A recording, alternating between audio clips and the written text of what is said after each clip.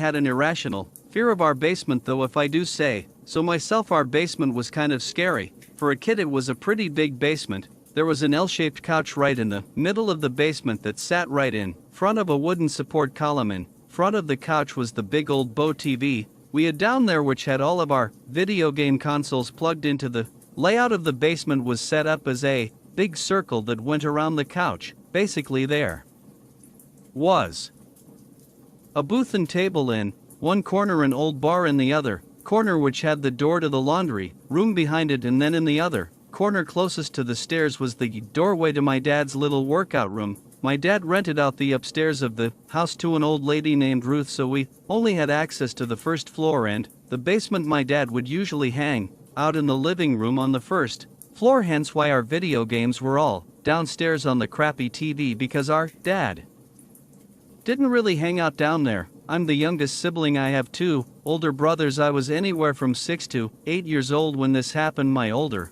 brothers weren't home, so they must have been having playdates with other kids. It was just my mom and I home at the time. My dad was likely at work. Usually I'd be playing video games with my brothers in the basement, so I wouldn't be scared, but since I was alone, I remember being kind of creeped out as I walked down the stairs. That basement door sucked because it wouldn't stay open by default. It would just slowly creep shut unless something was propped in front of the door to keep it open, so it just made me feel even more isolated from the upstairs and my mom. I was playing whatever old video games I was into at the time, alone on that gray fluffy couch. Any little sound in the basement would make me pause my game and look in whatever direction I heard it. There would always be creepy sounds that would come from the launder room, and even though I grew to expect them, they'd still sometimes creep me out. They were usually familiar sounds though, and so when I heard an unusual sound come from inside the laundry room, I paused my game. It wasn't the sound of the laundry machine or the boiler clacking. It was the sound of something dropping to the floor and bouncing once or twice. I remember jumping off the couch and running upstairs to find my mom, saying there's someone in the basement, and I remember my mom's calm reaction in asking me what happened and then explaining to me that nobody is down there. To make me feel better, she went back down to the basement with me, and she opened the door to the laundry room, turned on the light, and looked inside for a few seconds. Then she shut the door and said there's no one in there. So naturally I felt better, and she went back upstairs and I went back to playing video games. I can't remember how much time passed before I went back upstairs to eat a snack. My mom was already preparing dinner. I remember it being dark out now, which only added to my fear of the basement. The basement had two small windows which did allow some light in during the day, so at night it was just completely pitch black down there. I did end up going back down there though, and then eventually I heard the sound of the heater in the laundry room turn on, only it was extremely loud. I turned around and noticed the laundry room door was now open. I got off the couch and slowly walked to the laundry room door. It was pitch black inside of there. I was scared to turn on the light. I just wanted to shut the door. I gathered up enough courage to run at the door and slam it shut, and then run back to the couch. For some reason I just felt safer on the couch. I guess for whatever reason I didn't once think that it was strange that the door was magically open now, even after my mom had closed it earlier. The next thing I remember was hearing a man's voice from Bay High behind me, and at first my brain didn't register what I just heard. It didn't seem real at first. I turned around and saw some sickly looking man sitting in the booth in the corner of the basement with his arm on the table and his head resting on his fist. He said, "My God, how you've grown." I was frozen stiff. I couldn't even scream. I just looked at the man in the corner with my mouth hanging open, twitching. He slowly stood up in this crooked, hunched over posture, and it seemed like he was slowly starting to walk towards me as he said, "Your mother won't let me see you guys." I finally was able to scream, and I just bolted for the stairs. I was screaming "Mom" the whole way up to the kitchen. I slammed the basement door and locked it. I screamed and cried to my mom that there's a man downstairs. I saw the look in her face and she was petrified. She called 911, and I strangely don't remember what happened to the moments before the police showed up. I just remember a bunch of police officers getting there and going down to the basement. I was with my mom and a police officer in a safe room while they found him, and the man they found was my uncle, my estranged uncle. My mom's brother who was basically excommunicated from our family for being a child rapist. Our parents never wanted him anywhere near us, nor did my mom want any contact with him. He broke into the house and had been hiding in the basement for God knows how long. I didn't even know his face as the last time I'd seen him I was a baby. I haven't seen him since then. He went back to prison for another 4 years for another sex crime. We don't know where he is now. It was approaching Halloween. We were in the middle of October. My cousin Andy's birthday is October 15th, so for his 12th birthday we all went over to our Uncle John and Aunt Melissa's house as they were throwing him a family birthday party. We have a pretty big family, and so our family gatherings can often get hectic. It was still warm outside, so the party was mostly in the backyard. Their house is pretty big, and we always used to love playing hide and seek type games because of it. Andy and I are the same age. My older brother Chase is 2 years older than me. He would play with us too. Our other cousins were a little older, but they'd still play with us too. We just make teams and take turns as hiders and seekers and give each other time limits to find the opposing hiding team. If you were found, you'd have a chance to run outside to the backyard to be safe. If you managed to not get tagged, we could use the whole house minus our aunt's and uncle's bedroom, and I'm not exaggerating when I say there were hundreds of places to hide in the basement. There's a separate room that's considered Aunt Melissa's fashion room, as we call it. She's a fashion designer, and inside of it she has a bunch of mannequins with different pieces of clothing she's designed. Some are full body mannequins, others are just torsos without heads and regular stands underneath them. She also has some studio lights, some official camera equipment, and a green screen drop. We had been playing the game for a little while already. Chase and I were hiding now. We both chose to hide in the basement. Chase hid somewhere in the main section of the basement while I hid in the fashion room. I actually grabbed 2 blankets from the ottoman in the basement and brought them into the fashion room, one for me to hide under, and the other one I was going to throw over one of the mannequins as a decoy. With the blanket thrown over it, it genuinely looked like it could be a person hiding underneath. I thought it would be a funny little gotcha moment whenever someone yanked the sheet off of it, so I got into my hiding position under a desk in the corner of the room and I hid under the blanket. Now it was a waiting game that was honestly a big chunk of the game. If your hiding spot was good, after quite a called my name, and then he said the food was being served outside, so the game was over. I was starving. I hurriedly rushed upstairs into the backyard where all the catered food was now out and being served. At some point after eating and having a conversation with Aunt Melissa, I remembered that I totally left those 2 blankets in her fashion room. Most importantly, that I left one over her mannequin, which she would not be happy about. So after going to the bathroom, I went back down to the basement into the fashion room, where I turned on the light and saw that the blanket was no longer on that mannequin, but rather the blanket was covering something else. It appeared to be another mannequin, though this one seemed to be propped in a seated position, which I wasn't aware of any mannequins that were in a seated position. The closer I got, I started to realize that it was moving, and I heard breathing. On top of that, there was this funky smell that wasn't there before.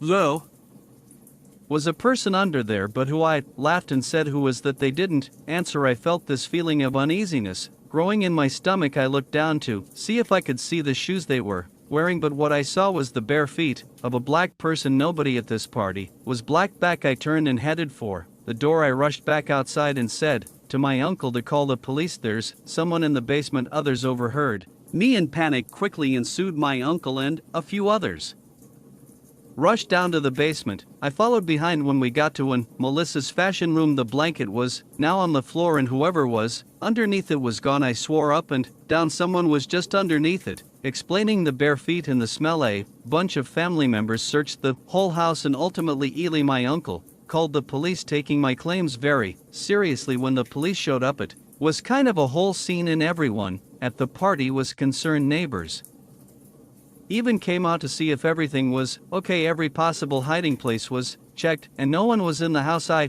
didn't make it up, though it was genuine what I saw, and I just wish he did turn up so that everyone would have seen I was right, even if mostly everyone did. Believe me, I still just wanted them to see what I saw for themselves. During parties, they leave the doors unlocked, since family circulating in and out for hours, so it's no shocker that someone off the street could have just walked right in, maybe a homeless person, which would account for the smell. The whole thing still just felt so crazy, and it's a haunting memory for music. Sure, this story takes place when I was 9 years old. I'm now almost 25. I was at my great-grandfather's house in Idaho during Christmas break, visiting family and whatnot. This was also the first year my mom's boyfriend came with us because my parents had divorced the summer before. My grandpa used to live in a small Indian reservation town which has about 1,000 people. My grandpa's house was a small, two-story house that had a lot of field and forest. It was a beautiful house and property, and I miss it dearly anyway.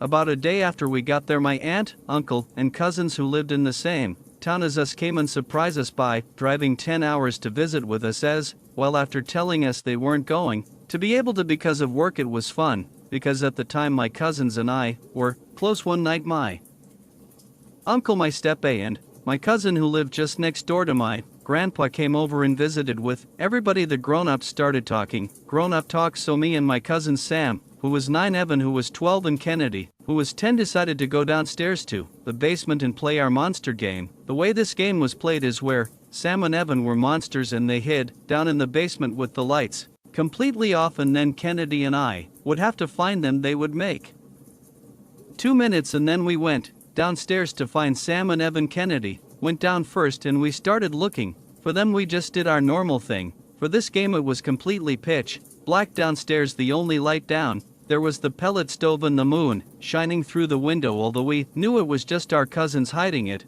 was still pretty scary just because it was pitch black and completely silent. About 5 minutes later, Sam and Evan jump out and scare us, and then they chased us. We go back upstairs and decided to play another round. We did our normal thing by waiting for 2 minutes, then heading downstairs. This time I went first. As we went downstairs we heard Evan or Sam hit the wall, which made me jump. We continued walking down when I noticed a figure standing outside the window. I stopped walking and put my hand out to stop Kennedy. She got a little irritated and said, "Come on, why are you stopping?" I didn't say anything, but I pointed towards the window, showing her the figure. Kennedy noticed the figure, then she whispered, "Sam, Evan, we need you to stop the game. There's someone standing outside." Surprisingly, Sam responded to us. I figured he would have wanted to continue the game and not say anything. He said, "You guys are lying, you're just scared." I was starting to get upset because they wouldn't believe us. "Guys, seriously, look at the window above the TV." Then we saw Sam and Evan emerge from underneath the ping pong table my grandpa had for us, and they looked up. Evan just laughed a little and called us, saying it's probably Uncle Stan just outside smoking. I knew it wasn't my Uncle Stan because he always smoked outside on the front porch right by the front door. I then told Evan that. Sam then said, very annoyed, "Then it's probably Grandpa just checking out the house, because you know him, he's always checking to see if the house has any problems. If you guys are worried about it, then go upstairs and check." I then go upstairs to check, but I pretend that I'm just looking for something. I go into the living room, and everyone I knew that was there were all in the living room. It wasn't my Uncle Stan nor my grandpa or anybody. Everyone was sitting in the living room. My stomach dropped. There was definitely someone out there. I didn't want to tell the adults because I was worried they wouldn't believe me. I go back downstairs as I'm shaking, and I tell them, "Guys, everyone's in the living room. No one is missing. Though, is someone out there?" Sam and Evan finally realized this wasn't a joke, and their jish facial expressions turned into scared expressions. Kennedy began to cry a little. I told her not to make too much noise. We all went to the top of the stairs to figure out what we should do. Of course, Sam and Evan were giving dumb ideas like shooting the guy or something. We didn't want to tell the adults, so we just stayed at the top for 5 minutes. Then we went back down. When we were back down, the figure just stood there frozen. The guy began smiling all creepy like at us. He then began to stand, and then I yelled, "Run!" We ran up the stairs and slammed the door to the basement. Then we ran into the living room crying to our family that there was a man downstairs. One of my uncles, who's a cop, went and grabbed one of my grandpa's guns and headed downstairs. My uncle came back up after a few minutes and said there was no one down there, so we assumed he climbed back out the window and ran the Adults believed us when we said there was someone down there because outside there were footprints in the snow and they led to my grandpa's driveway. Nothing was stolen downstairs, so that was good. We were also scared that we just sat with our moms and hugged them that night. When we went to bed I was still afraid, so I slept in bed with my mom, my cousins, and I haven't played that game since. My grandpa was pretty upset because he thought his windows couldn't be opened from the outside. But he was glad that my cousins and I weren't harmed. My grandfather passed away October of 2017, and I miss that guy dearly, but ever since that incident I have always been afraid of going into any basement by myself, even as I've gotten older. Although I haven't been back to my grandpa's in almost a year, I still am scared of that basement or any basement to this day.